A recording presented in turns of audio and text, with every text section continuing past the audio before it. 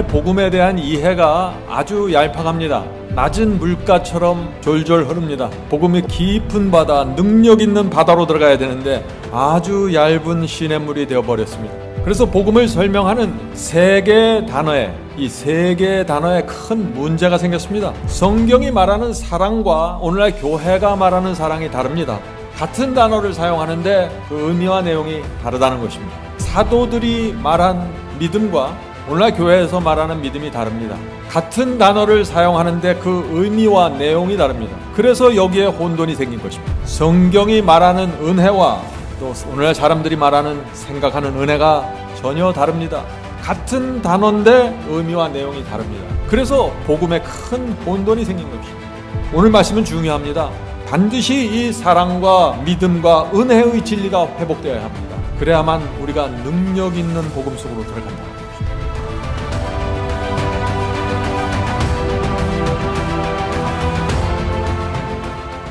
성도 여러분, 바울은 복음을 어떻게 설명했습니까? 바울은 복음은 하나님의 능력이라고 했습니다.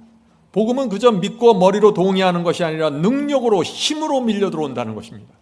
자, 로마서 1장 보겠습니다. 로마서 1장 16절. 내가 복음을 부끄러워하지 아니하노니. 왜 바울이 복음을 부끄러워하지 않을까요? 이 복음 때문에 자신의 생애가 완전히 변화됐기 때문이죠. 내가 복음을 부끄러워하지 아니하노니 이 복음은 모든 믿는 자에게 구원을 주시는 하나님의 능력이 됨이라. 1세기의 복음에는 분명히 능력이 있었습니다. 로마 황제의 핍박과 가난 속에서도 성도들이 말씀에 순종했고 우상과 죄를 버리고 좁은 길을 걸었습니다. 그리스도께 굴복했습니다. 엄청난 능력의 복음이 전파되었습니다. 1세기의 복음은 하나님의 능력이 그대로 나타났기 때문에 이 복음을 받으면은 세상을 이기고 죄를 버리면서 이 죄의 세력에서 풀려나는 것입니다. 오늘날 기독교에서 전하는 복음에도 그런 능력이 나타날까요? 나타나지 않는 것입니다. 그래서 오늘 우리가 이 문제를 살펴보는 것입니다. 자, 질문 드리죠. 복음이 능력이 되려면은 복음을 구성하는 이 세 가지 사랑, 믿음, 은혜도 능력이 되어야 합니다. 그렇죠? 예, 이 질문입니다.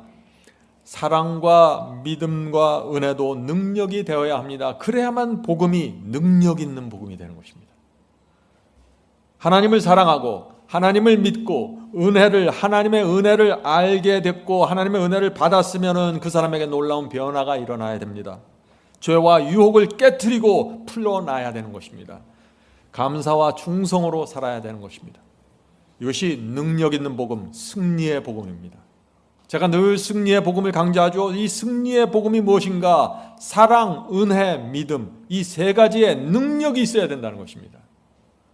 성도 여러분, 사람들은 복음을 받았다고 하는데 뜨뜻미지근합니다. 주님을 사랑하고 주님을 믿고 주님께 큰 은혜를 받았다고 하는데 죄와 세 속에 걸려서 넘어지고 일어나질 못하고 있는 것입니다. 어떻게 이럴 수 있을까요? 성도 여러분, 오늘날 복음에서 능력이 사라진 이유가 무엇입니까? 그 이유는 단순합니다. 오늘 제가 말씀드리는 이 세 가지 단어, 사랑, 믿음, 은혜라는 단어에 큰 오해가 생긴 것입니다. 잘못 이해한 것입니다. 그래서 복음을 받았다고 하는데 능력이 없는 것입니다. 오늘 말씀은 중요합니다. 반드시 이 사랑과 믿음과 은혜의 진리가 회복되어야 합니다. 그래야만 우리가 능력 있는 복음 속으로 들어간다 하는 것이죠. 자, 여러분들 오늘 제가 말씀드리는 포인트 이해하시겠죠? 사랑이 무엇이고 믿음이 무엇이고 은혜가 무엇인지 알아야 하는 것입니다. 여기서 이것을 놓쳐버리면 사탄의 놀이개로 살게 됩니다. 자, 이제 하나씩 살펴보겠습니다. 첫째, 사랑이 무엇인지 보겠습니다. 사랑. 오늘 성경절을 많이 찾아봅니다. 사랑. 마태복음 22장 37절부터 40절입니다. 예수께서 이르시되 내 마음을 다하고 목숨을 다하고 뜻을 다하여 주 너의 하나님을 사랑하라 하셨으니 이것이 크고 첫째 되는 계명이요 둘째도 그와 같으니 내 이웃을 내 자신과 같이 사랑하라 하셨으니 이 두 계명이 온 율법과 선지자의 강령이니라. 율법과 선지자의 강령이 무슨 뜻입니까? 성경 전체라는 것이죠. 하나님을 사랑하고 이웃을 사랑하라는 이 기별이 성경 전체의 기별이라는 것입니다. 그러므로 사랑이 무엇인지 모르면은 이것을 오해하면 어떤 문제가 생깁니까? 성경을 모르게 된다는 것입니다. 사랑이 성경 전체이기 때문에 말이죠. 자, 질문 드리죠. 사랑이 무엇입니까? 그렇다면 사랑은 감정이나 느낌입니까? 사랑은 마음에서 느껴지는 필링인가요? 사랑은 애절한 마음입니까? 사랑이 무엇입니까? 이런 것들이 아니라는 것입니다. 사랑은 감정도 느낌도 아닙니다. 물론 사랑에는 감정이 포함되어 있습니다. 그러나 사랑의 중심에, 사람의 본질에는 원칙이 세워져 있다는 것입니다. 원칙. 어떤 남자가 한 여인을 사랑한다고 고백했습니다. 꽃을 갖다 주고 달콤한 문자를 날마다 보냅니다. 그런데 몰래 뒤에서 다른 짓을 합니다. 성도 여러분, 그것이 사랑입니까? 감정이 있잖아요. 느낌이 있습니다. 분위기가 있어요. 그런데 그것이 사랑이 아니라는 것입니다. 왜요? 원칙이 무너져 있기 때문이죠. 사랑의 중심에는 그래서 원칙이 세워져 있어야 된다는 것입니다. 자, 여호수아 22장 5절 보죠. 오늘날 성경이 사랑을 어떻게 설명하는지를 봐야 되는 것입니다. 여호수아 22장 5절. 너희의 하나님 여호와를 사랑하고, 자, 여호와를 사랑하는 것이 어떤 것인가? 여호와를 사랑하고 그의 모든 길로 행하며 그의 계명을 지켜. 분명하죠? 성도 여러분, 여호와를 사랑하면은 여호와께서 가라고 하신 길을 가게 되고 여호와께서 주신 계명을 지킨다는 것입니다. 사랑이 뭐예요? 사랑은 행하게 하고 지키게 하는 능력이라는 것입니다. 전에는 사람이 계명을 지키지 않았어요. 전에는 마음대로 살았습니다. 그런데 사랑이, 하나님의 사랑이 내 가슴에 밀려 들어오니까 여호와께서 가라고 하신 길을 가게 되고 계명을 지키게 된다는 것입니다. 그래서 사랑은 힘이고 능력입니다. 시편 119편 163절 보겠습니다. 나는 거짓을 미워하며 싫어하고 주의 율법을 사랑하나이다. 사랑이 무엇입니까? 사랑은 거짓을 미워하고 주께서 주신 율법을 사모하는 것입니다. 이 성경은 사랑과 율법을 연결시키고 있죠. 아주 생소하게 느껴질 것입니다. 오늘 많은 그리스도인들에게 이것이. 그런데 바울도 사랑과 율법을 연결시켰습니다. 자, 그 말씀이 뭐죠? 로마서 13장 10절입니다. 사랑은 율법의 완성이니라. 무슨 뜻이죠? 우리가 사랑하기만 하면 율법을 지키지 않아도 된다는 것인가요? 그런 뜻이 아니죠. 주님을 사랑하는 사람은 당연히 우상을 섬기지 말아야 되고 당연히 거짓말하지 말아야 된다는 것입니다.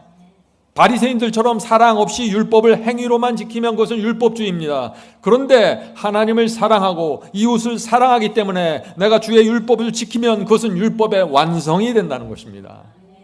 사랑은 율법의 완성입니다. 오늘 많은 그리스도인들이 예수님을 사랑한다고 말하면서 눈물을 흘립니다. 그런데 정작 예수께서 말씀하신 그 말씀대로 살지 않습니다. 순종하지 않습니다. 그러면서 사랑한다고 말합니다. 여기에 문제가 있다는 것입니다. 주님을 사랑한다고 말하지만 주의 말씀을 무시하고 자기 마음대로 삽니다. 이것이 사랑입니까? 아니라는 것입니다. 진리와 원칙이 무너진 사랑은 사랑이 아닙니다. 질문 드리죠. 성경이 말하는 사랑이 무엇입니까? 1세기의 사도들이 주님을 사랑하라, 이웃을 사랑하라 했을 때 그 사랑이 어떤 사랑입니까? 하는 질문입니다. 제가 단도직입적으로 말씀드립니다. 성경의 사랑은 결정케 하는 사랑입니다. 성경의 사랑은 행동하게 하는 사랑입니다. 초대교회 성도들의 사랑은 헌신과 충성으로 그래서 나타나게 된 것입니다. 사랑은 머릿속에 있는 어떤 생각이나 느낌이나 감정이 아닙니다. 사랑하면 결정하게 되고 사랑하면 행동하게 되고 사랑하면 헌신과 열정이 나오는 것입니다. 이건 남녀 사이에도 마찬가지지만 하나님과 우리 사이도 마찬가지라는 것입니다. 어떤 남자가 사랑한다 하는데 열정이 없어요. 헌신하지 않아요. 사랑 아닙니다. 그건. 오늘날 많은 사람들이 사랑을 어떻게 생각합니까? 교회 가서 찬양을 열심히 하고 뜨거운 느낌이나 감정이 생기죠. 그때 사람들이 생각합니다. 아, 나는 주님을 사랑합니다. 오해입니다. 또 기도하고 예배 드릴 때 내 마음이 뜨거워지면 아, 내가 주님을 사랑하는구나 라고 생각합니다. 오해입니다. 또 꿈에서 주님을 만나면 어떻게 돼요? 아, 내가 주님을 사랑하니까 꿈에 나타났구나 이렇게 생각합니다. 오해입니다. 많은 사람들이 사랑을 흥분적인 어떤 감정, 짜릿한 느낌 이런 것으로 생각하기 때문에 자꾸 주님을 사랑한다는 이 진리가 무엇인지 오해하게 되는 것입니다. 사랑은 그런 것이 아닙니다. 바울과 제자들이 부활해서 오늘날 교회에서 나누어지고 있는 이 사랑에 대한 개념을 들으면 깜짝 놀랄 것입니다. 여보시오, 그것은 사랑이 아닙니다. 그것은 느낌이고 감정입니다. 그렇게 말할 것입니다. 사랑은 성경에서 찾아야 되는 것입니다. 드라마나 영화에서 찾는 것이 아니에요. 성경이 사랑을 어떻게 말하고 있는지를 봐야 되는 것입니다. 자, 요한복음 3장 16절 보겠습니다. 요한복음 3장 16절. 하나님이 세상을 이처럼 사랑하사, 하나님께서 세상을 이처럼 사랑했기 때문에 어떤 결정을 하셨습니까? 하나님이 이 세상을 이처럼 사랑하사 독생자를 주셨으니, 하나님께서 우리를 사랑하시기 때문에 독생자를 주시는 그 엄청난 결정을 하셨다는 것입니다. 사랑은 결정입니다. 아브라함도 하나님을 사랑하니까 자신의 아들을 번제로 바치는 엄청난 결정을 했죠. 사랑이었습니다. 계속해서 읽어보죠. 독생자를 주셨으니 이는 저를 믿는 자마다 멸망치 않고 영생을 얻게 하려 하심이니라. 사랑은 결정이고 행동입니다. 하나님께서 우리를 사랑하셨기 때문에 자신의 아들을 십자가에 매다는 결정을 하신 것입니다. 사랑에서 나온 결정입니다. 사랑은 머리로 하는 것이 아닙니다. 사랑은 움직이고 활동하고 결정하는 것입니다. 하나님께서 우리를 사랑하시기 때문에 온 하늘에 가만히 앉아 계실 수 없었다는 것입니다. 사랑은 움직여야 되는 것입니다. 사랑 때문에 하늘을 버리고, 사랑 때문에 이 땅에 내려오셨고, 사랑 때문에 십자가에 매달려서 피를 흘리기로 결정하신 것입니다. 사랑은 결정하게 만드는 강력한 힘입니다. 그래서 바울이 이렇게 말하는 것입니다.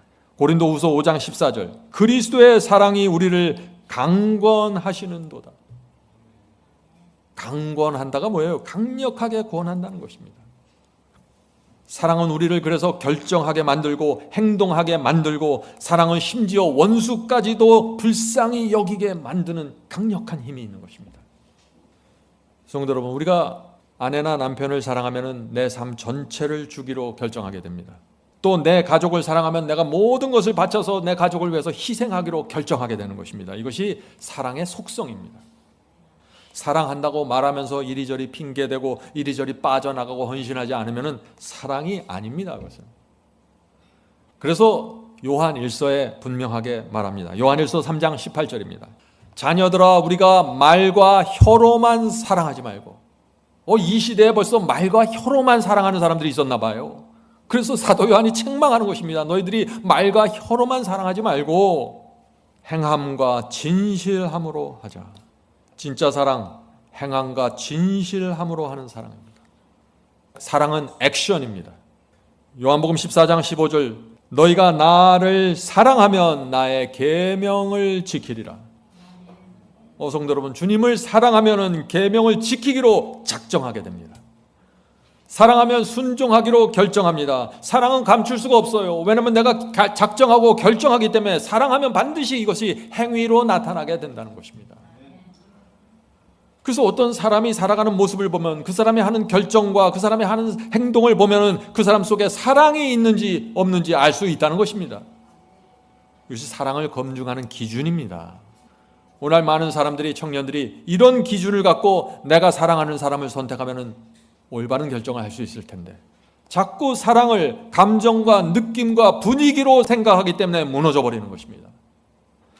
성도 여러분, 오늘날 마귀는 교회 안에 이상한 사랑을 집어넣습니다. 교회 속에서 입으로만 하는 사랑, 느낌으로만 하는 사랑을 퍼뜨렸습니다. 조심하세요. 그런 사랑을 붙잡으면 승리의 복음으로 들어갈 수 없다는 것입니다. 예수께서 사랑에 대해서 어떻게 말씀하시는지 잘 보세요. 마태복음 7장 21절입니다.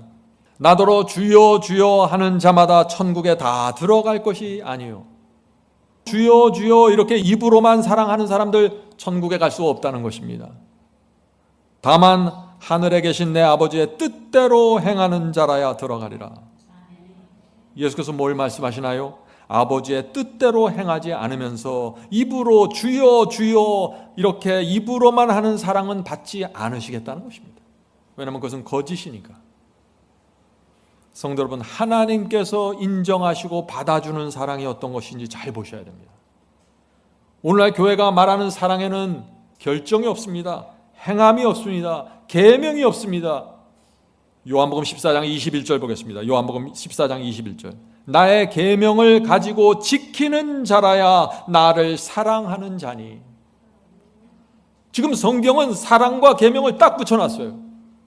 나의 계명을 가지고 지키는 자라야 나를 사랑하는 자니 나를 사랑하는 자는 내 아버지께 사랑을 받을 것이요 나도 그를 사랑하여 그에게 나를 나타내리라. 얼마나 분명한 말씀입니까? 성경의 사랑은 계명을 지키게 하는 능력입니다. 능력 있는 사랑이에요. 계명을 지키지 않는 사랑은 사랑이 아니라는 것입니다. 그것은 거짓입니다. 성도 여러분, 여러분의 사랑을 하나님께 표현하기 원하십니까? 주님, 내가 주님을 사랑합니다. 그런 고백을 드리기 원하십니까? 원하면은 계명을 지키십시오. 그것을 하나님께서 사랑한다는 증거로 받겠다는 것입니다.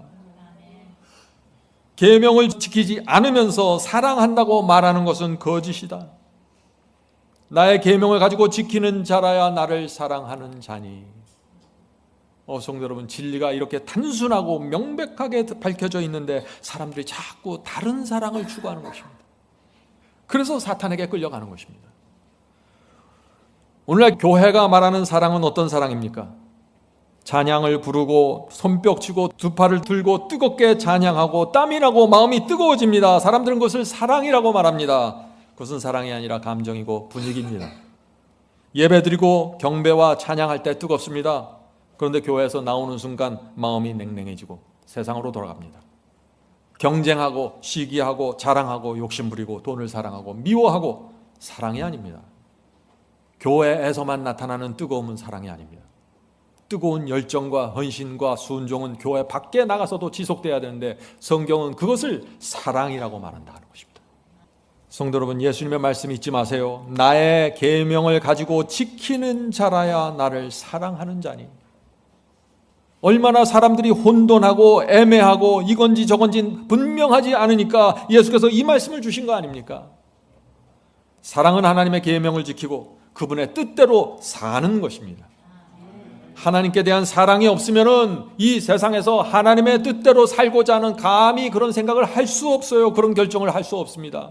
사랑이 있어야만 이 결정이 가능한 것입니다.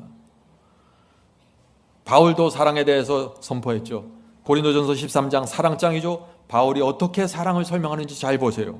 4절부터 6절입니다. 사랑은 오래 참고. 여러분의 인생에 오래 참는 원칙이 세워져 있습니까? 사랑입니다. 사랑은 온유하며 어떤 상황에서도 나는 온유를 지키겠습니다 하는 원칙을 갖고 있습니까? 여러분 마음에 사랑이 있는 것입니다. 투기하는 자가 되지 아니하며 시기 질투하지 않겠다는 원칙이 마음에 새겨져 있습니까? 여러분은 사랑이 있는 것입니다. 사랑은 자랑하지 아니하며 교만하지 아니하며 무례히 행치 아니하며 자기의 유익을 구치 아니하며 성내지 아니하며 악한 것을 생각지 아니하며. 여러분의 마음과 생애에 이런 원칙이 세워져 있으면 사랑입니다. 6절, 불의를 기뻐하지 아니하며 진리와 함께 기뻐하고. 지금 바울은 사랑과 진리를 나란히 갖다 놨어요. 사랑은 불의를 싫어하고 진리를 기뻐하는 것입니다. 성도 여러분, 바울이 말하는 사랑이 무엇입니까? 이 1세기의 사랑이 무엇입니까? 사랑은 하나님의 마음에 기쁨을 드리기 원하는 결정입니다. 기쁨을 드리는 행동입니다. 기쁨을 드리는 말을 하는 것입니다. 작정하는 것입니다. 이것이 사랑입니다. 오래 참기로 결정하는 것 사랑입니다. 성령께서 내게 교만을 보여주실 때 교만을 버리기로 결정하는 것 사랑입니다. 악한 생각이 떠오를 때 그것을 버리기로 결정하는 것 사랑입니다. 진리를 만나서 기뻐하는 것 사랑입니다. 오늘날 사람들이 생각하는 사랑과 지금 바울이 1세기에 선언하고 있는 사랑의 차이가 무엇인지 보이십니까? 이 차이를 정확하게 보아야 능력의 복음으로 들어온다는 것입니다. 바울이 말하는 사랑에는 의와 진리가 포함되어 있다는 걸 잊지 마세요. 이것이 빠져버리면 성경의 사랑이 아닙니다.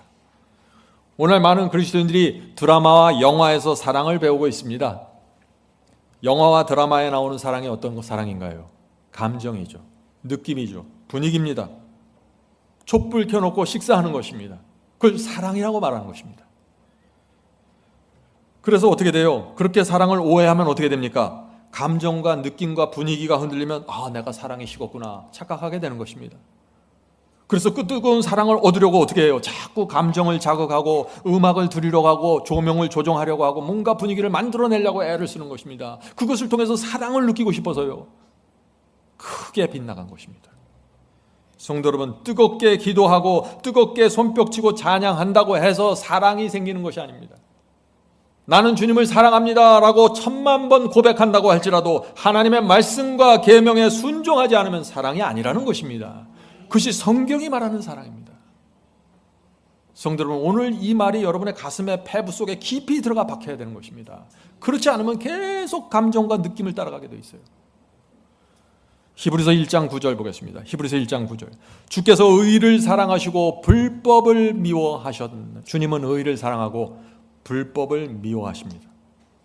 여러분이 십계명이 무엇인지 알면서 의도적으로 그것을 범하고 있다면 여러분은 주님을 사랑하는 것이 아니라는 것입니다.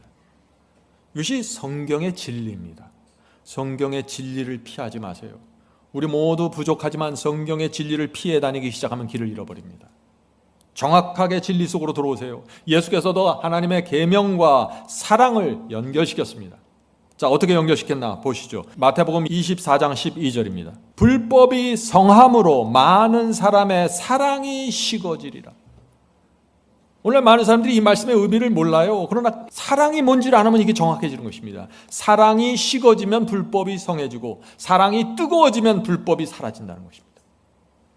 아담과 하와가 선악과를 따먹지 말라는 계명을 범했을 때 그들에게 무슨 문제가 생긴 것입니까? 하나님께 대한 사랑이 식은 것입니다. 그래서 선악과를 따먹은 것이에요. 마음에서 사랑이 뜨겁게 불타오르는데 하나님의 말씀과 계명을 범할 수 있을까요? 그럴 수 없다는 것입니다. 진리를 거절하고 계명을 범한다는 것은 하나님께 대한 사랑이 식었다는 것입니다. 다르게 설명할 길이 없어요. 자, 질문 드립니다. 오늘날 교회에서 사랑에 대한 이야기가 왜 이렇게 심각하게 왜곡되었습니까? 왜 사랑에서, 왜 성경이 말하는 사랑에서 계명과 순종과 진리가 빠져버렸을까요? 사람들은 이 사랑을 하나님과 사탄의 전쟁 속에서 보지 않는 것입니다. 성도 여러분, 사랑은 하나님과 사탄이 치열하게 싸우고 있는 이 우주의 전쟁 속에서 그 사랑이 무엇인지 봐야 되는 것입니다. 그래야만 그 사랑의 본질이 무엇인지 알게 되는 것입니다. 자, 에스겔서 28장 14절 15절 킹제임스 성경으로 보겠습니다. 너는 사탄이죠. 너는 기름 부음을 받은 덮는 그룹이요. 이 사탄 루시퍼는 처음에 기름 부음을 받은 그룹 천사, 하나님의 보좌 최측근에 있는 그룹 천사였습니다. 자, 너는 기름 부음을 받은 덮는 그룹이며 내가 너를 세우매 네가 하나님의 성산에 있어서 화광석 사이에 왕래하였소도다. 내가 창조된 날부터 네가 내 길들에서 완전하였는데, 루시퍼는 창조된 이래, 천사로 창조된 이래 하나님께 항상 완전한 순종을 드리면서 살아왔습니다. 왜요? 하나님을 사랑했기 때문이죠. 완전하였었는데 마침내 내 안에서 불법이 발견되었도다. 분명하죠? 사랑이 식고 사랑을 잃어버리는 순간 불법이 나타나는 것입니다. 하나님의 법을 범하게 된다는 것입니다. 루시퍼는 오랜 세월 동안 하나님 옆에서 하나님의 그 성품에 감동해서 하나님을 사랑했던 자였습니다. 그런데 어느 날 루시퍼에게 무엇이 나타났다고요? 하나님의 말씀에 순종하지 않는 불법이 나타났다고요. 왜 불법이 나타났습니까? 하나님께 대한 사랑을 잃어버렸기 때문이라는 것입니다. 사랑하면 순종하고 사랑하지 않으면 불법을 행하게 됩니다. 이것이 성경의 진리입니다. 이것이 우주의 법칙입니다. 이것이 하나님과 사탄의 전쟁 속에서 바라보는 사랑의 본질입니다. 자, 요한일서 3장 4절 보겠습니다. 그래서 사도 요한이 이렇게 말하는 것입니다. 죄를 짓는 자마다 불법을 행하느니 죄는 불법이라. 죄는 불법입니다. 왜 불법을 행할까요? 하나님을 사랑하지 않기 때문이죠. 성도 여러분, 성경은 사랑과 계명을 깊이 연결시키고 있는 것입니다. 너희가 나를 사랑하면 계명을 지킬 수밖에 없을걸? 이렇게 얘기하는 것입니다. 그러나 오늘날 교회에서 이 진리를, 이 사랑과 계명이 연결된 이 진리를 가르쳐주지 않기 때문에 많은 사람들이 사랑에 대한 큰 혼돈에 빠지게 되었다는 것입니다. 그래서 누군가 나서서 계명을 지키려고 하면 너 율법주의지 이렇게 말하게 된 것입니다. 사랑을 오해한 것입니다. 자, 질문 드리죠. 하나님을 사랑하면 하나님의 계명에 순종할까요? 예, 대답하실 수 있죠. 그렇습니다. 요한일서 5장 3절 보겠습니다. 요한일서 5장 3절. 하나님을 사랑하는 것은 이것이니 우리가 그의 계명들을 지키는 것이라. 그의 계명들은 무거운 것이 아니로다. 성도 여러분, 사랑하면 계명을 지키는데 그냥 지키는 정도가 아니라 억지로 무겁게 할 수 없이 지키는 것이 아니라 기쁘고 즐거운 마음으로 가볍게 지킨다는 것입니다. 이것이 사랑과 계명의 관계라는 것입니다. 하나님은 이런 관계를 원하시는 것입니다. 요한 2서 1장 6절 보겠습니다. 요한 2서 1장 6절. 또 사랑은 이것이니 우리가 그의 계명을 따라 행하는 것이요. 분명하죠? 사랑이 무엇입니까? 계명을 따라서 행하는 것이라고요. 사랑은 행동입니다. 사랑은 행하는 것이에요. 계명은 이것이니 너희가 처음이 언제예요? 구약시대 에덴 동산부터 들은 바와 같이 그 가운데서 행하라 하심이니라. 구약시대도 사랑이 있었고 구약시대도 계명이 있었습니다. 처음부터 에덴 동산부터 사랑은 계명을 지키는 것으로 진리가 세워진 것입니다. 아담과 하와가 하나님을 온 마음으로 사랑했을 때 계명을 지켰습니다. 선악과를 따먹지 않았습니다. 그들이. 그러나 마음에 의심이 생기고 사랑이 식어지면서 선악과를 따먹고 계명을 범하기로 결정한 것입니다. 사랑은 계명과 깊이 연결되어 있습니다. 하나님을 사랑하면요, 마귀가 아무리 옆에서 꼬이고 유혹해도 넘어가지 않습니다. 하나님을 사랑하면 충성하게 되는 것입니다. 이것이 사랑과 순종의 관계예요. 오늘날 그리스도인들이 왜 하나님의 말씀에 순종하지 않습니까? 사랑하지 않기 때문이죠. 단순한 것입니다. 여러분의 남편이 여러분의 아내가 사랑한다고 말하면서 딴짓하면 그 사랑으로 받으시겠어요? 여러분은 받지 못하면서 왜 하나님은 자꾸 받아달라고 요구하십니까? 주님, 내가 내 마음대로 살고 계명을 지키지 않지만 내 사랑을 받아주세요. 자꾸 이렇게 말하는 것입니다. 어떤 땐 참 하나님의 그 마음을 보면 참 안타깝습니다. 사람들이 사랑을 오해해서 전혀 엉뚱하게 가버리는 것입니다. 주님 앞에 나와서 예배드리고 기도하고 찬송하는데 하나님을 사랑한다고 말하는데 전혀 다른 생각 갖고 사랑하는 것이에요. 성도 여러분, 사랑이 무엇인지 보아야 합니다. 성경이 말하는 사랑과 오늘날 교회가 말하는 사랑 사이에 어떤 차이가 있는지 정확하게 보셔야 됩니다.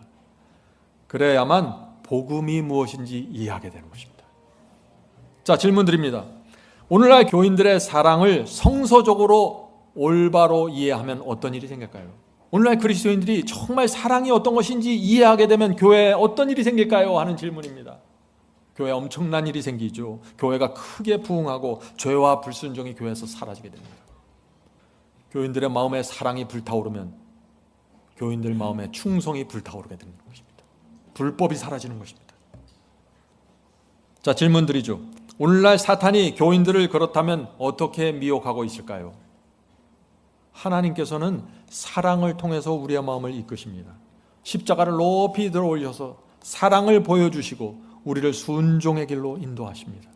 그런데 사탄은 어떻게 해요? 어떻게 미혹해요?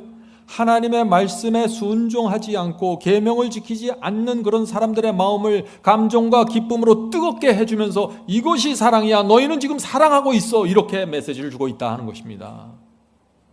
한 주일 동안 죄와 세속에 젖어있던 교인들이 예배와 찬양과 통성기도와 분위기를 통해서 마음이 뜨거워지게 되면은 나는 주님을 사랑한다라고 착각하게 되는데 이것이 사탄의 전략이라는 것입니다. 성도 여러분, 염려하지 마십시오. 뜨거움이 없다고, 뜨거운 감정이 없다고, 뜨거운 느낌이 없다고, 뜨거운 찬양이 없다고 염려하지 마세요. 우리 마음에 하나님을 향한 충성과 순종이 있으면은 하나님께서 너희가 나를 사랑하는지 내가 알아, 이렇게 말씀하시는 것입니다. 간절한 기도, 죄를 버리는 회개, 온 마음을 다해 부르는 찬양, 진리가 선포될 때 아멘으로 화답하는 신앙, 주님의 뜻대로 살아가는 삶, 이것이 사랑입니다. 이것이 진짜 사랑입니다. 그래서 요한계시록을 보면은요, 마지막 시대에 하나님께 충성하는 그 백성이 어떤 사람들인지 분명하게 설명하는 것입니다. 자, 요한계시록 12장 17절, 이 말씀 여러분들 잘 아시죠? 요한계시록 12장 17절입니다. 용이 여자에게 분노하여 돌아가서 그 여자의 남은 자손 곧 하나님의 계명을 지키며 예수 증거를 가진 자들로 더불어 싸우려고 바다 모래 위에 섰더라. 마지막 시대에 이 용과 싸우는 마지막 백성이 누구입니까? 하나님의 계명을 지키는 자들이라고요. 무슨 뜻인가요?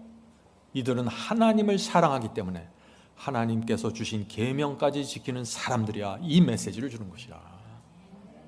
계명이 나오면 사랑을 연상하셔야 돼요. 사랑이 나오면 계명을 연상하셔야 돼요. 같이 가는 것입니다. 요한복음 14장 21절입니다. 나의 계명을 가지고 지키는 자라야 나를 사랑하는 자니. 성도 여러분, 성경이 이렇게 분명하게 진리를 보여주고 있습니다. 우리 모두 계명을 지키는 사랑과 이 충성을 갖게 되기를 제가 간절히 바랍니다. 자, 이제 믿음으로 넘어가겠습니다. 오늘 세 단어를 배운다 그랬죠? 첫 번째 사랑을 배웠습니다. 두 번째 믿음입니다. 믿음이 무엇입니까? 믿음도 마찬가지입니다. 믿음도 결정이고 행동입니다. 사랑이 행동으로 나타나는 것처럼 믿음도 행동으로 나타납니다. 왜요? 진짜 믿으니까요. 진짜 믿으니까 행동하는 것입니다. 믿음은 어떤 교리나 지식에 대한 동의가 아니에요. 머릿속으로 동의하는 것이 아닙니다. 믿음은 머릿속에 있는 어떤 생각이나 관념이 아닙니다. 자, 야고보서 2장 보겠습니다. 여러분들 잘 아시는 성경절이죠. 야고보서 2장 14절 18절입니다. 내 형제들아, 만일 사람이 믿음이 있노라 하고 행함이 없으면 무슨 이익이 있으리요? 그 믿음이 능히 누구를 구원하겠느냐? 머리로만 믿고 행함이 없으면 그런 믿음으로는 구원받지 못한다고요. 행함이 없는 믿음은 그 자체가 죽은 것이라 혹이 가로되 너는 믿음이 있고 나는 행함이 있으니 행함이 없는 내 믿음을 내게 보이라. 나는 행함으로 내 믿음을 내게 보이리라. 성도 여러분, 여러분의 믿음을 보이십시오. 여러분의 믿음을 실천으로 보이셔야 합니다. 여러분의 믿음을 행동으로 보여주셔야만 합니다. 그래야 하나님과 사탄의 전쟁에서 내가 하나님의 편이라는 것이 증명되고 나타나면서 사탄이 도망쳐버리는 것입니다. 성도 여러분, 잊지 마세요. 사랑도 행함으로 나타나고 믿음도 행함으로 나타날 수밖에 없습니다. 사랑을 해보세요. 여러분이 행하지 않게 되나? 진짜 믿어보세요. 어떻게 실천하지 않는지. 그럴 수가 없다는 것입니다. 자, 야고보서 2장 22절 24절. 네가 보거니와 믿음이 그 행함과 함께 일하고 믿음과 행함이 함께 간다는 것입니다. 행함으로 믿음이 온전케 되었느니라. 이로 보건대 사람이 행함으로 의롭다 하심을 받고 믿음으로만 아니니라. 참 놀라운 말씀이죠. 오늘날 이런 이야기를 하면은 곧바로 율법주의로 몰락합니다. 행함과 순종이 없으면서 입으로만 머리로만 믿는 것은 아무런 의미가 없다고 야고보는 말하는 것입니다. 여러분이 이제 어떤 믿음을 받으시겠습니까? 오늘날 교회에서 말하는 그런 믿음을 받으시겠습니까? 아니면 야고보가 말하는 이 복음을 받으시겠습니까? 결정해야 되는 것입니다. 사랑과 믿음에 대한 오해가 생기면서 큰 문제가 생겼습니다. 주님을 사랑한다고 말하는데, 주님을 믿는다고 말하는데 순종하지 않습니다. 주님을 따라가지 않습니다. 가짜 사랑이고 가짜 믿음입니다. 주님을 믿는다고 고백하는 자들은 반드시 주님의 말씀을 붙잡고 따라가는 것입니다. 그래서 진짜 믿음은 순종하게 됩니다. 오늘날 교회에서 말하는 믿음 속에 순종의 진리가 빠져버렸어요. 그래서 이렇게 큰 복음의 혼돈이 생겨버린 것입니다. 자, 로마서 3장 31절 보겠습니다. 로마서 3장 31절. 바울은 믿음이 무엇인지 분명하게 설명합니다. 그런즉 우리가 믿음으로 말미암아 율법을 계명을 폐하느뇨 그럴 수 없느니라. 도리어 율법을 굳게 세우느니라.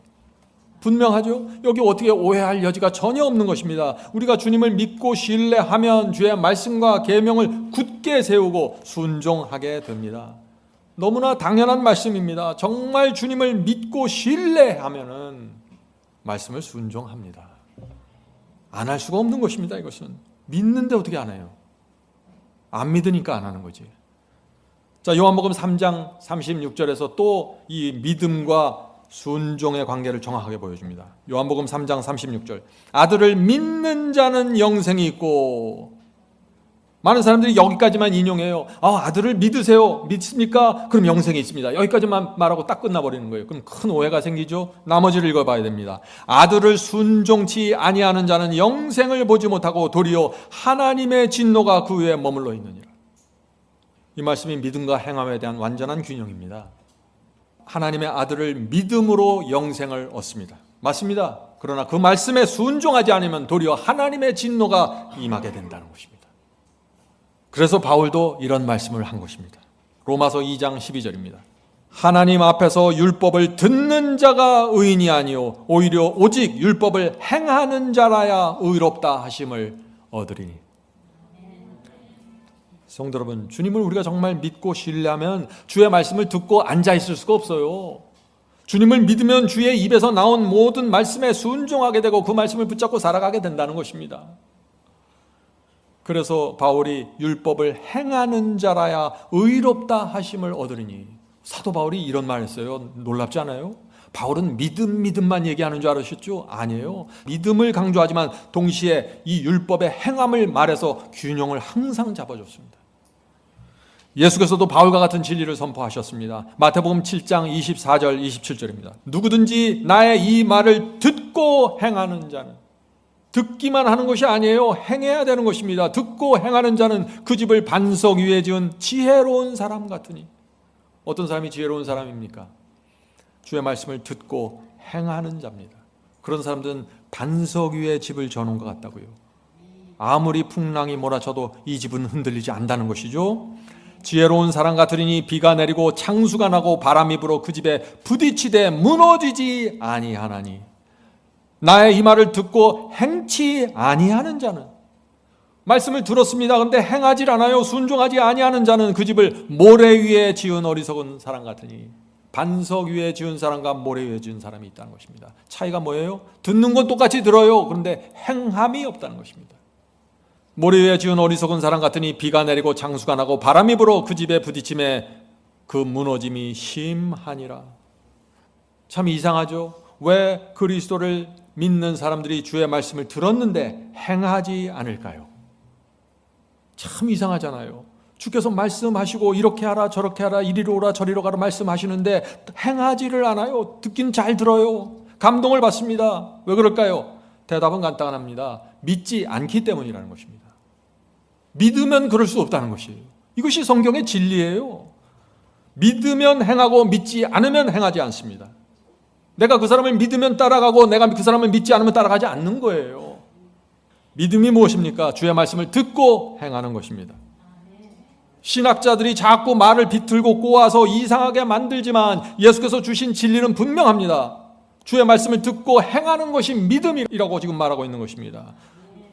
듣고 행하는 사람들이 구원받는 성도들입니다. 오늘날 교회 안에 그래서 두 종류의 사람들이 있는 것입니다. 주의 말씀을 듣고 행하는 성도들이 있고, 다른 쪽에서는 주의 말씀을 계속해서 듣지만 행하지 않고 순종하지 않는 사람들입니다.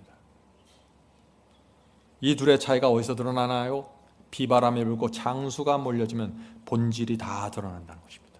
모래 위에 있는 사람들은 그냥 무너져 버린다는 것이죠. 성도 여러분, 이 성경의 진리는 아주 분명합니다. 1세기는 다 이렇게 가르쳤어요. 그래서 이 복음이 엄청난 능력으로 사람들에게 전파됐던 것입니다. 예수님과 제자들 모두 행하라고 했고 지키라고 했고, 이런저런 핑계대고서 듣기만 하는 자들은 다 멸망받는다고 말하고 있는 것입니다. 요한계시록 1장 보겠습니다. 요한계시록 1장 3절입니다. 예언의 말씀을 읽는 자와 듣는 자와 그 가운데 기록한 것들을 지키는 자들이 복이 있나니 때가 가까움이라. 사도 요한이 듣고 읽는 자가 복을 받는다고 했으면 얼마나 좋을까요? 지켜야 돼, 이렇게 말씀하시는 것입니다. 여기서 하나님과 사탄의 전쟁에서 두 편이 나눠져 버리는 것입니다. 알곡과 가라지 다 읽고 듣습니다. 그런데 행하지 않습니다. 거기서 나눠지는 것입니다. 행하고 지키는 데서 나눠지는 것입니다. 왜요? 행하고 지키려면 거기서 헌신이 필요하고 희생이 필요하고 손해가 필요하니까요. 누가복음 8장 15절입니다. 예수께서 씨 뿌리진 자의 비유에서 옥토에 대해서 말씀하시죠. 좋은 땅, 옥토에 있다는 것은, 자, 옥토가 어떤 땅이냐? 있다는 것은 착하고 좋은 마음으로 말씀을 듣고 지키어 인내로 결실하는 자니라. 어떤 마음이 옥토입니까? 말씀을 들어야 합니다. 듣는 것이 첫 번째입니다. 듣지 않으면 시작도 못해요. 들어야 하고, 들었으면 지키십시오. 그리고 그것을 인내로 붙잡고 가야 합니다. 이 마음이 옥토라는 것입니다. 이런 마음의 의의 열매가 30배, 60배, 100배 풍성하게 맺힌다는 것입니다.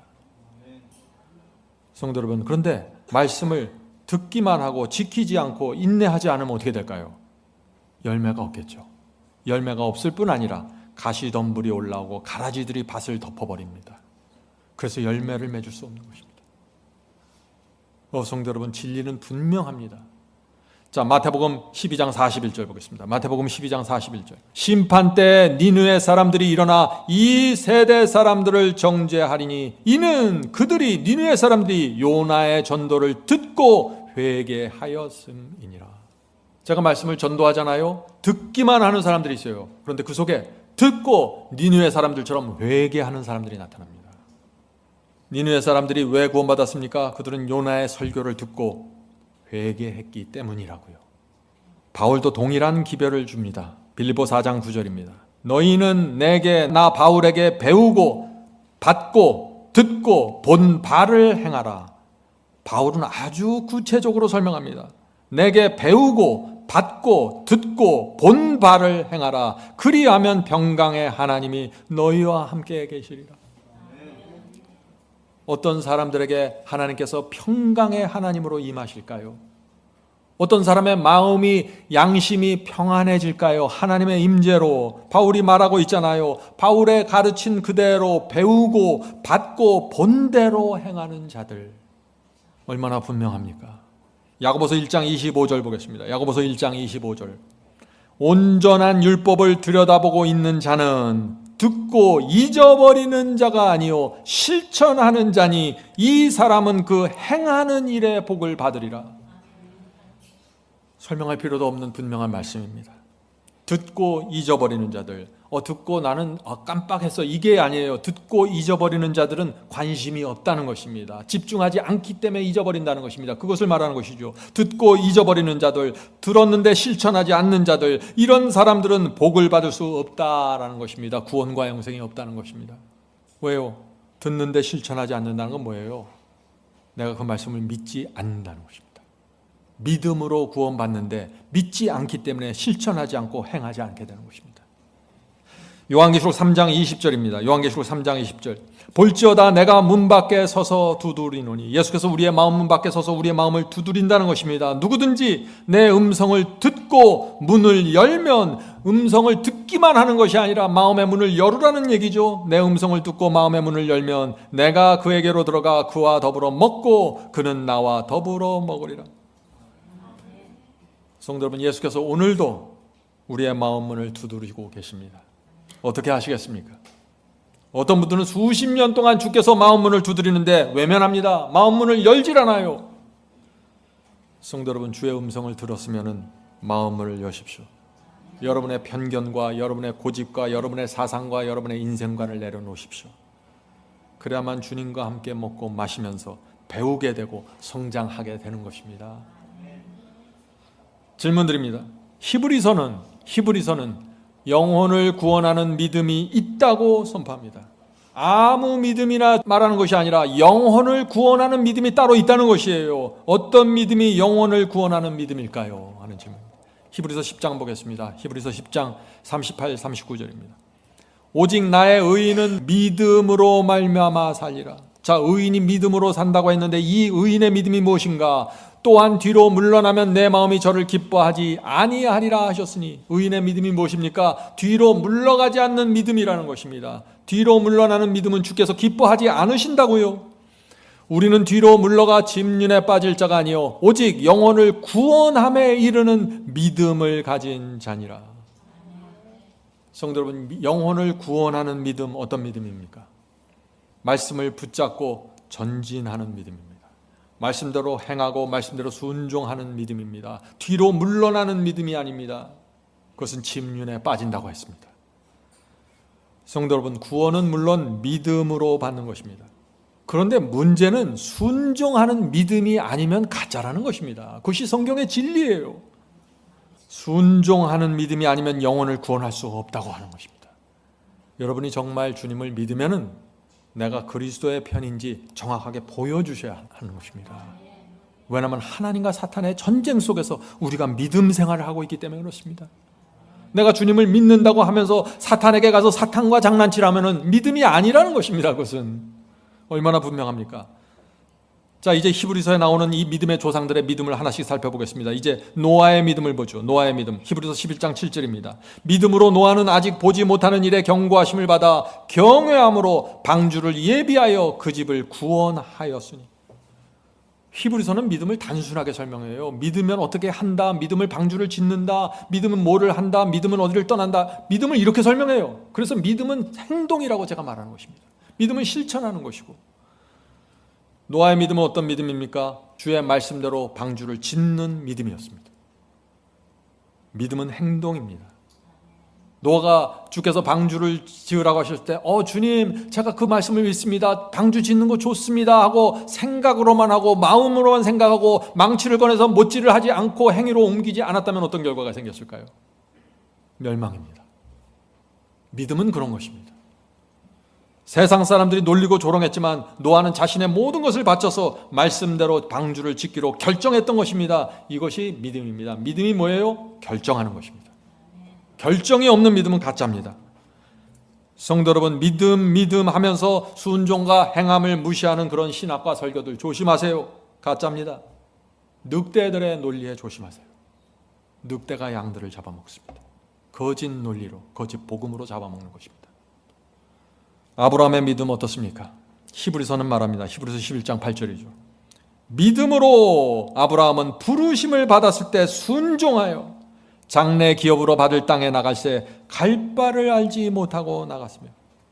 아브라함의 믿음이 무엇입니까? 부르심에 응답하는 순종하는 믿음입니다. 갈 바를 알지 못했습니다. 어디로 가라는 정확한 명령이 떨어지지 않았어요. 그냥 고향 땅을 떠나라고만 했습니다. 그런데 그 말씀을 믿었습니다. 그리고 고향을 떠났습니다. 갈 바를 알지 못하고. 믿음은 주의 명령대로 따르기로 결정하는 것입니다. 행하는 것입니다. 말만 하고 생각만 하는 것이 아니라 믿음은 결정이고 행동입니다. 성도 여러분, 믿음에 대한 분명한 진리를 보셔야 돼요. 그렇지 않으면 여러분들은 계속해서 왔다 갔다 하다 무너질 것입니다. 주의 말씀대로 살지 않는 것은 믿음이 아니라는 것입니다. 믿음은 동행입니다. 주께서 말씀하신 대로 주님의 손을 잡고 같이 가는 것이 믿음입니다. 히브리서 11장 9절부터 10절 보겠습니다. 믿음을 이렇게 설명합니다. 믿음으로 저가 외국에 있는 것 같이 약속하신 땅에 우거하여. 믿음이 무엇입니까? 약속하신 가나안 땅에 들어갔습니다. 그러나 이 땅, 가나안 땅이라고 할지라도 이 땅은 외국입니다. 나는 이 땅에서 외롭습니다. 이 세상은 내 집이 아닙니다. 내 진짜 집은 하늘에 있습니다. 이런 마음으로 사는 것이 믿음이라고 말하는 것입니다. 동일한 약속을 유업으로 함께 받은 이삭과 야곱으로 더불어 장막에 거하였으니 이는 하나님의 경영하시고 지으실 터가 있을 성을, 하늘 예루살렘 성을 바라보았습니다. 믿음이 무엇입니까? 믿음은 하늘 도성을 향해 뚜벅뚜벅 걸어가는 것입니다. 믿음은 주께서 명하신 곳에 장막을 치면서 사는 것입니다. 믿음은 하루하루 주님의 뜻대로 사는 것입니다. 그렇게 살 때, 그렇게 계속해서 걷다 보니까 어느 날 하늘 도성의 문이 열리고 내가 그 안에 들어가게 되었다는 것입니다. 이것이 에녹이 하나님과 동행한 삶입니다. 믿음으로. 그래서 믿음은 반드시 행동으로 옮겨지는 것입니다. 하나님을 믿으면 말씀대로 살기 위해서 내가 계획하게 되고 준비하게 되고 행동으로 옮기게 되는 것입니다. 성도 여러분, 지금 당장 하나님의 말씀대로 살기 어려운 상황에 있으십니까? 먼저 뜻을 정하십시오. 뜻을 정하십시오. 순종하기로. 믿음이니까 뜻을 정하고 실행에 옮길 수 있는 계획을 세우십시오. 길을 열어달라고 기도하십시오. 주께서 그런 믿음을 받으시고 여러분의 생애를 인도하시는 것입니다. 여러분이 이렇게 하지 않으면 인도함을 받을 수가 없는 것입니다. 그냥 여러분이 머릿속으로만 믿으면서 계속 그 자리에 남아있을 수밖에 없어요. 아무도 여러분을 꺼내줄 수 없습니다. 여러분이 결정하고 여러분이 작정해야 되는 것입니다. 자, 질문 드립니다. 만일 아브라함이 하나님의 명령이 무엇인지 알았지만 갈대아 우르에 그대로 남아 있었으면 어떻게 되었을까요? 만일 아브라함이 하나님을 믿는다고 고백하고 기도하고 예배 드렸지만 주께서 가라고 하신 곳을 가지 않고 적당하게 자리 잡고 한 자리에 자리 잡고 살았으면 어떻게 되었을까요? 하는 질문입니다. 어떻게 되었을까요? 아무 일도 생기지 않는 것이죠. 아브라함은 가나안 땅에도 들어갈 수 없었고 모리아 산에서 갈 수 없었고 하늘 도성에도 갈 수 없고 믿음의 조상도 될 수 없었습니다. 행동하지 않는 믿음은 허무한 것입니다. 행동하지 않는 믿음은 아무 결과도 생기지 않습니다. 천국문이 열리지 않습니다. 야고보서 2장 19절부터 24절.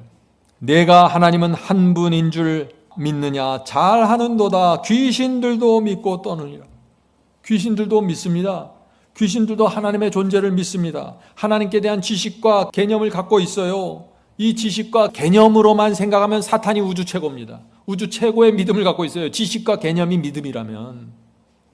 지식에서 멈춘 믿음, 순종이 없는 믿음은 그것이 마귀의 믿음이라고 지금 야고보가 말하고 있는 것이에요. 허탄한 사람아, 행함이 없는 믿음이 헛것인 줄 알고자 하느냐. 우리 조상 아브라함이 그 아들 이삭을 제단에 드릴 때 행함으로 의롭다 하심을 받는 것이 아니냐. 내가 보거니와 믿음이 그의 행함과 함께 일하고 행함으로 믿음이 온전케 되었느니라. 얼마나 분명합니까? 야고보의 눈에는 지금 행함이 없는 믿음, 말로만 하는 믿음은 너무나 이상하다는 것입니다. 그 사탄의 믿음 아니야? 귀신들도 믿고 떠는데 왜 너희는 믿기만 하고 행하지를 않지? 난 도무지 이해가 안 돼. 지금 그 말씀을 하는 것이에요. 이미 1세기에 이런 거짓 복음들이 기독교 안에 지금 들어오고 있는 것입니다. 야고보가 그것을 향하여 지금 질책하고 있는 것이에요. 이에 성경에 이른바 아브라함이 하나님을 믿었으니 이것을 의로 여기셨다는 말씀이 응하였고, 자, 아브라함이 믿음으로 의롭게 되었다는 말씀이 창세기에 나오죠. 그 말씀이 무슨 뜻이냐? 지금 야고보가 설명하는 것입니다. 그는 하나님의 벗이라 칭함을 받았나니 이로 보건대 사람이 행함으로 의롭다 하심을 받고 믿음으로만 아니니라. 성도 여러분, 야고보는 지금 행함이 없으면 의롭게 될 수 없다고 도장을 꽝 찍었어요. 야고보가 지금 무엇을 말하고 있습니까? 너희가 하나님을 정말 믿으면 행함이 없을 수 없다는 것입니다. 아브라함도 믿었기 때문에 믿음으로 의롭게 되었지만 그의 삶을 봐라. 아들을 모리아산에서 제단에 바치지 않니? 그 행함이 오지 않니? 그 행함으로 그의 믿음을 인친 게 아니냐. 오늘 많은 설교들과 신학이 야고보의 이 말씀을 피해 다녀서 도망치고 있어요. 지금 믿음으로 말미암는 의를 설명할 때 이 성경절을 이용하지 않고 있는 것이에요. 아브라함이 아들을 모리아산 제단에 바쳤을 때 그 행함으로 하나님의 친구가 되었다고 말하잖아요. 그 행함으로 아브라함의 믿음이 온전케 되었다고 말하잖아요. 믿음은 결정입니다. 믿음은 행동입니다. 그래서 믿음이 있으면 엄청난 결정을 하고 놀라운 생애를 살게 되는 것입니다. 이것이 승리의 복음의 파워입니다. 여러분이 이 믿음을 받으셔야 여러분의 생애에 변화가 생기는 것이에요. 질문드리죠. 하나님께서 어떤 사람들에게 새 예루살렘 성문을 열어주시고 하늘과 우주를 상급으로 주실까요? 이제 여러분들 대답하실 수 있죠. 믿는다고 말하는 자들이 받습니까? 말씀을 아는 자들이 받습니까? 지식을 머리에 쌓는 사람들이 받습니까? 말씀을 듣기만 하는 자들이 받나요? 상급을 받나요? 성경을 잘 열심히 읽기만 하면 상급을 받습니까? 아니라는 것입니다. 말씀대로 사는 자들이 받는다는 것입니다. 실천하는 자들, 행위로 옮기는 자들, 온 마음과 생애를 바쳐서 말씀대로 결정하고 말씀대로 행동하는 사람들, 이 사람들에게 하늘문이 열린다고요. 어린 양이 어디로 인도하는지 지켜보는 자들, 바라보는 자들이 아니에요. 따라가는 자들입니다. 성경이 이렇게 믿음에 대해서 분명하게 얘기하고 있는데 사람들은 자꾸 멀리서 바라보기만 하고 구경꾼만 되려고 그래요. 하나님 열심히 싸우십시오. 승리하기 바랍니다. 파이팅! 거짓 믿음입니다. 마태복음 7장 21절 22절에 그래서 예수께서 이렇게 말씀하시는 것입니다. 나더러 주여 주여 하는 자마다 천국에 다 들어갈 것이 아니요 다만 하늘에 계신 내 아버지의 뜻대로 행하는 자라야 들어가리라. 뜻대로 행하는 자들입니다. 교회 많이 세우고 헌금 많이 들어가야 천국 들어가는 게 아니라 하나님의 뜻대로 하나님의 말씀대로 살아야 한다는 것입니다. 그것이 진짜 믿음이라는 것이죠. 그날에 많은 사람이 나더러 이르되 주여 주여 우리가 주의 이름으로 선지자 노릇하며 주의 이름으로 귀신을 쫓아내며 주의 이름으로 많은 권능을 행치 아니하였나이까 하리니. 오늘 많은 기독교인들이 이 말을 합니다. 제가 오늘 그런 분들에게 이 질문을 드리고 싶습니다. 여러분이 기도하면 아름다운 방언이 터져 나옵니까? 여러분이 안수하면 병이 낫고 안진뱅이가 일어납니까? 여러분이 어떤 사람의 손을 잡으면 그 사람의 과거와 미래가 훤히 들여다 보이십니까? 하나님께서 날마다 여러분의 귀에 음성을 들려주십니까? 기도하면 귀신을 쫓아내는 권능을 갖고 있습니까? 설교가 유창하고 성경을 잘 가르칩니까? 여러분의 교회 교인들이 10만 명입니까? 무엇이 기준입니까, 성도 여러분? 하나님께서 우리를 구원하시는 기준은 이런 것들이 아니라는 것입니다. 그럼 기준이 무엇일까요? 예수께서 이어서 말씀하십니다. 마태복음 7장 23절입니다. 그때 내가 저희에게 밝히 말하되 내가 너희를 도무지 알지 못하나니 불법을 행하는 자들아 내게서 떠나가라 하리라. 지금 권능을 행하고 선지자 노릇을 하고 성경을 정말 잘 가르쳤는데 이 사람들을 가르쳐 불법을 행하는 자들이라고 말하고 있어요. 왜요? 마귀와 한편이라는 게. 무서운 말씀이죠. 선지자처럼 가르치고 권능을 행했는데 주님께서 내가 너희를 도저히 모른다. 왜 그럴까요? 불법을 행한다는 것입니다. 주의 말씀과 계명에 순종하지 않으면서 지금 딴짓하고 있다는 것입니다. 핵심을 놓쳤다는 것이에요. 성도 여러분, 성경이 말하는 참된 믿음이 무엇인지 모르면은 예수께서 말씀하신 이 문제에 빠져버리는 것입니다. 엉뚱한 일을 하고 있는 것이에요. 엉뚱한 일을. 디도서 1장 16절 보겠습니다. 저희가 하나님을 시인하나 행위로는 부인한. 분명하죠? 저희가 하나님을 입으로 시인하지만 행위로는 부인하니 가증한 자요 복종치 아니하는 자요 모든 선한 일을 버리는 자니라. 이제 여러분들이 이 말씀의 의미를 아시겠죠? 마지막 심판날에 많은 사람들이 지금 우리가 읽은 이 말씀을 무시한 결과를 받게 될 것입니다. 야고보서 1장 22절입니다. 너희는 도를 행하는 자가 되고 듣기만 하여 자신을 속이는 자가 되지 말라. 많은 사람들이 자기를 속입니다. 어떻게 속입니까? 복음의 도를 들었습니다. 알았습니다. 진리를 알았어요. 그런데 행하지 않았습니다. 야고보는 그런 사람들을 가르쳐서 자기를 속이는 자라고 말하고 있는 것입니다. 어떻게 자기를 속였을까요? 나는 진리를 알았고 들었고 많이 알고 있기 때문에 나는 주님을 믿는 것이고 나는 주님을 사랑하는 것이야. 이렇게 자기를 속였다는 것입니다. 행하지는 않으면서, 순종하지 않으면서 말이죠. 자기를 굴복하지 않으면서 말이죠. 요한계시록 22장 14절, 킹제임스 성경으로 요한계시록 22장 14절, 마지막 하늘 도성에 어떤 자들이 들어가나 그걸 말하는 것이죠. 하나님의 계명을 지키는 자는 복이 있나니 이는 저희가 생명나무, 하늘 생명나무에 나가며 문들을 통하여 성에, 예루살렘 성에 들어갈 권세를 얻으려 함이로다. 성도 여러분, 오늘 여러분들이 성경절, 많은 성경절을 봤는데 어때요? 이 믿음이, 성경은 믿음을 계명으로 연결하고 있어요. 믿음은 순종으로 연결시키고 있습니다. 믿음은 말씀만 듣기만 하는 것이 아니라 행하는 것이라고 계속해서 말하고 있잖아요.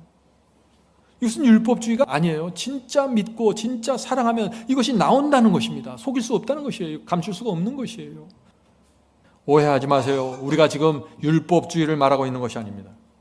유대인들은 율법주의였죠. 유대인들은 하나님의 말씀과 계명을 철저하게 지키기 위해서 법에 법을 추가해서 600개 이상의 법조문을 만들어 놓고 우리 이제 하나하나 잘 지켜서 한번 구원에 도달해 봅시다 라고 가르쳤죠. 이것이 율법주의예요.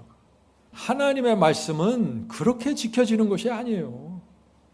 어떻게 지켜집니까? 하나님께서 우리에게 새 마음을 주심으로 율법을 이루게 하시는 것이에요. 십자가의 사랑과 은혜를 바라보는 사람의 마음속에 성령께서 역사하시는 것입니다. 탕자처럼 회개하게 만드시는 것입니다. 성령의 역사입니다. 아버지 앞에 엎드려서 아버지, 나를 이제 아버지의 종으로 받아주시옵소서. 이제부터 무슨 일이든지 제가 하겠습니다. 이것이 회개입니다. 하나님께서 우리에게 이런 회개의 마음을 주심으로써 순종의 길로 인도하시는 것이죠. 심령 속에서 하나님께 충성하겠다는 그 소원과 결정이 이루어지는 것입니다. 성령의 역사로. 이것이 새 마음을 받는 것이에요. 새 마음을 받으면 주님을 사랑하게 되고 주님을 신뢰하게 되고 죄를 미워하게 되고 하나님의 말씀과 계명에 기쁨으로 순종하게 됩니다.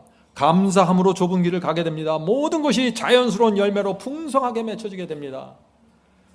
이 모든 경험이 성령의 역사로 이루어지기 때문에 이것을 선물이라고 말하는 것입니다. 하나님의 선물이다. 믿음은 하나님의 선물이다. 그러나 유대인들의 문제가 무엇입니까? 유대인들은 이런 내적인 경험, 이 거듭남의 경험, 회개의 경험이 없이 행위로만 어떤 율법들을 잘 지켜서 구원을 만들어내려고 따내려고 했어요. 그 결과 어떤 일이 생겼습니까? 내적인 경험이 없기 때문에 성품이 변화되지 않는 것이죠. 성품이 삐뚤어집니다. 이기적이고 까다롭고 냉랭한 게 된 것입니다. 위선자로 사는 것입니다. 이것이 율법주의의 참담함입니다. 자, 이제 마지막 세 번째 단어, 은혜를 살펴보겠습니다. 은혜.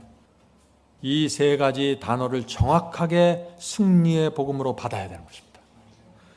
성도 여러분, 은혜가 무엇입니까?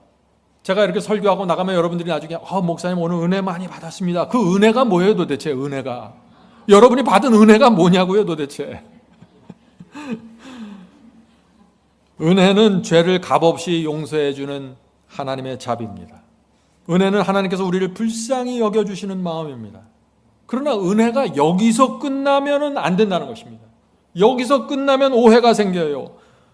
어머니의 은혜를 어떤 자녀가 알면은 어떻게 됩니까? 죽을 때까지 어머니를 잊지 못하게 되는 것입니다. 은혜는 엄청난 힘으로 이 자녀를 죽을 때까지 어머니에게 붙들어 매는 힘입니다. 하나님의 은혜도 그렇다는 것입니다. 우리가 정말 하나님의 은혜를 알면 은혜가 엄청난 힘으로 우리를 하나님께 붙들어 맵니다. 은혜의 종이 되는 것입니다. 시키는 대로 살게 되는 것입니다. 은혜 때문에. 은혜는 성령을 통해서 우리 마음을 감동시키고 굴복시키는 능력입니다. 복음은 능력이에요. 은혜는 십자가의 사랑과 희생을 바라보는 죄인의 마음을 변화시키는 능력입니다. 은혜는 느낌이나 감정이 아니에요. 바울의 말씀을 들어보세요. 바울에게 있어서 은혜는 왕이라고 했습니다. 자, 로마서 5장 21절. 죄가 사망 안에서 왕노릇한 것 같이, 많은 사람들이 이 말만 하죠. 죄가 우리 생애 속에 왕노릇하고 있습니다. 우리는 어쩔 수 없어요. 이렇게 살다가 죽는 것입니다. 은혜로 다 덮어줘야 돼요. 맨날 이 얘기만 합니다. 바울이 그렇게 얘기 안 해요. 그런데 보세요. 죄가 사망 안에서 왕노릇한 것 같이 은혜도 또한 의로 말미암아 왕노릇하여 우리 주 예수 그리스도로 말미암아 영생에 이르게 하려 함이라. 죄가 왕노릇합니까? 그렇습니다. 그런데 또한 은혜도 왕노릇합니다. 은혜가 왕노릇해요. 은혜가 우리를 종으로 만들어서 힘있게 짓누르면서 은혜가 우리를 막 끌고 다녀요. 이리로 가라 저리로 가라 이걸 지켜라 하면서. 그런데 이 사람은 은혜 때문에 따라가는 것입니다. 은혜로 구원받는 경험입니다. 은혜가 왕처럼 우리에게 역사하시기 때문에 은혜 아래 거하면 죄가 우리를 끌고 가지 못한다고요. 그것이 바울의 기별이에요. 로마서 6장 15절. 그런즉 어찌하리요? 우리가 법 아래 있지 아니하고 은혜 아래 있으니 죄를 지으리요? 그럴 수 없느니라. 은혜가 무엇이에요? 그럴 수 없느니라가 은혜입니다. 주님의 은혜에 붙잡혀 있으면 죄를 지을 수 없다는 것입니다. 자, 그렇다면 왜 그리스도인들이 죄를 짓게 될까요? 은혜가 뭔지 모르거나 은혜를 외면하기 때문이죠. 로마서 16장 20절. 평강의 하나님께서 속히 사탄을 너희 발 아래 상하게 하시리라. 엄청난 얘기죠. 성도 여러분, 우리가 어떻게 사탄을 발로 짓밟을 수 있을까요? 너희 발 아래 상하게 하시리라. 우리 주 예수의 은혜가 너에게 있을지나. 은혜 때문에 이것이 가능하다는 것입니다. 주의 예수의 은혜가 무엇인 줄 알면 사탄을 싫어하게 되는 것입니다. 사탄을 짓밟게 되는 것입니다. 사탄이 가까이 오면 유혹을 하면 밀쳐버리는 것입니다. 은혜 때문에 그렇다는 것이에요. 내가 은혜를 아는데 어떻게 이렇게 살 수 있습니까? 그럴 수 없느니라. 은혜를 알면 사탄을 버리고 그리스도 안으로 들어가게 된다 하는 것입니다. 이것이 은혜의 복음입니다. 은혜가 무엇입니까? 바울은 은혜를 이렇게 설명합니다. 에베소 2장, 이 말씀이 은혜를 설명하는 좋은 말씀입니다. 기억하세요. 에베소 2장 1절부터 5절입니다. 너희의 허물로 죄로 죽었던 너희를 살리셨도다. 그때 너희가 그 가운데 행하여. 자, 은혜를 알기 전에는 허물과 죄 가운데서 살았다는 것입니다. 이 세상 풍속을 쫓고 공중의 권세 잡는 자를 따랐으니 지금 불순종의 아들들 가운데 역사하는 영이라. 무슨 뜻이에요? 은혜를 내가 알기 전에는 내가 세상을 따라갔고 불순종의 아들로 이 세상을 살았다는 것입니다. 은혜를 알기 전에는 말이죠. 전에는, 은혜를 알기 전에는 우리도 다 그 가운데서 우리 육체의 욕심을 따라 지내며 육체와 마음에 원하는 것을 하여 다른 이들과 같이, 저 다른 세상 사람들과 같이 본질상 진노의 자녀가 되었더니. 많은 사람들이 이런 얘기를 하죠. 우린 본질상 진노의 자녀입니다. 우리는 죄 짓고 이렇게 살 수밖에 없어요. 불순종은 당연한 것입니다. 누구에게 당연해요? 은혜를 알기 이전의 사람들, 세상 사람들에겐 당연하다는 것이 그게. 그런데 은혜를 알면은 달라진다는 것입니다. 은혜를 알면은.